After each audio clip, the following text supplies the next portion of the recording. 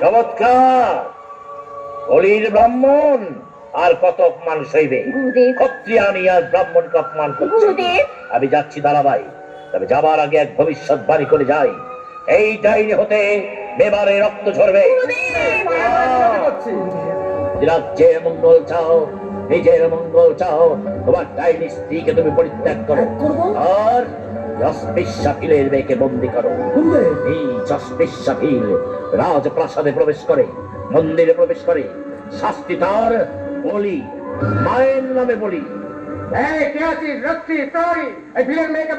তুমি রানা না বিক্রম, আদেশ করা তোমার সাজে না ভাই। গুরুদেবের আদেশ শোনি সুরজ সিংহ।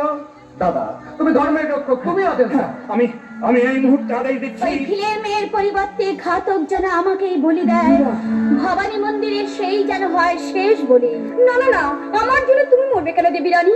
ছোট জাতের মেয়ে হয়ে মা কালে পাঁচ হয়ে যদি অপরাধী করে থাকি, তার শাস্তি আমি নেব। মায়ের নামে এই ছুরি আমার বুকে মহারানী। মহারানা ভোজ মানুষ মানতি, রক্ত পিপাসু বাঘ নয়। যা যা, তুই মুক্ত, মুক্ত বিহঙ্গির মতোই তুই বেঁচে থাক। দাদা বলি, সাবধান বিক্রম, ভবিষ্যতে মহারানীকে ডাইনি বলার স্পর্ধা যেন তোর না হয়।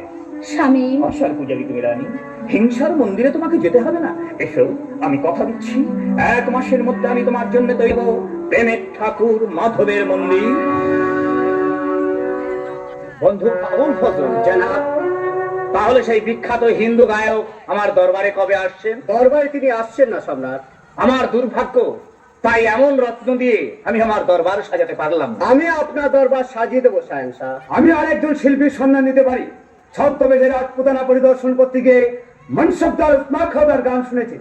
বলো উসমান খা, বলো। ওসমান খা, একথা সত্য? জাহাপনা, আপনার এই বান্দা সামরিক বিভাগের নিরস মানুষ, তবু তার গান শুনে আমি যেন কিছুক্ষণের জন্য অভিভূত হয়ে গেলাম। কে সেই মহান শিল্পী? মীরাবাই, মেবারের মহারানী।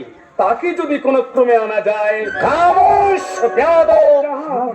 সূর্য যাদের মুখ দেখতে পায় না, সেই মহিষী নারীকে, রানার পত্নীকে আমি আনবো প্রকাশ্য দরবারে? কখনোই না। আমার সৌভাগ্য হলে মেবারে গিয়ে দূর থেকে রানী মীরাবাইয়ের কণ্ঠে তার গান শুনবো, তবু কাছে গিয়ে তার সম্ভ্রম হানি আমি করবো না। সম্রাট, আপনি কি তাহলে দেবী মীরাবাইয়ের গান শুনতে মেবারে যাবেন? হ্যাঁ বন্ধু আবুল ফজল, দূর থেকে আমরা রানী মীরাবাইয়ের কণ্ঠে গান শুনে ধন্য মনে করব। আপনি তীর্থযাত্রার আয়োজন করুন। শুনেছো চম্পা, গুরুদেব বলেছেন মীরাবাই হতে মেবারে সর্বনাশ হবে, অশান্তির প্লাবন বইবে। তা সেই দিয়ে অশান্তি, তোমরা আছো কি করতে? চম্পা, শুধু তোমার কাছে আমার একটি অনুরোধ, তুমি যেন অশান্তি ডেকে নো না স্বামী। আচ্ছা তোমার মনে কি উচ্চাসা নেই চম্পা? তুমি কি মেবারের মহারানী হতে চাও না? না, আমি তোমার মনের সিংহাসনের রানী হতে চাই, তার কাছে কি চান মহারানীর আসন। চম্পা, কি বলছো তুমি? ম্যাডাম, ভিতরে এসো।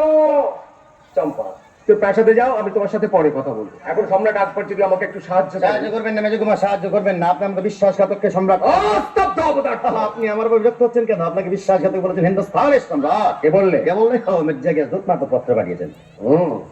মুঘলের কাছে সাহায্য প্রার্থনা ব্যর্থ। তারপর ধরুন আপনার নাকি দবে রাধা গোবিন্দজির মন্দির তৈরি হয়ে গেল। আমার কি মনে হয় জানো, বলুন, মীরাবাই রানাকে গুণ করে। হ্যাঁ, অবশ্যই। অসহ্য অসহ্য অসহ্য। সামান্য একজন নারী আমাদের সবাইকে অপমান করছে। বাপ্পাদিত্যের মেবার ভোজরাজের অনাচারে কোথায় নেমে যেতে বলেছে? তলে গুরুদেব। বিক্রম, তুমি, হ্যাঁ তুমি পারবে, তুমি পারবে রুশ্মিকে প্রসন্ন করতে। জানো বিক্রম, দেবীর কি আজ্ঞা? কি আজ্ঞা গুরুদেব? ডাইনি মায়াবিনী মীরাবাইয়ের রক্ত চাপ এই দেবীর আজ্ঞা। না না গুরুদেব, নিজের অভিলাষ বিশ্বের জননের নামে আপনি প্রচার করবেন। কি এত স্পর্ধা তো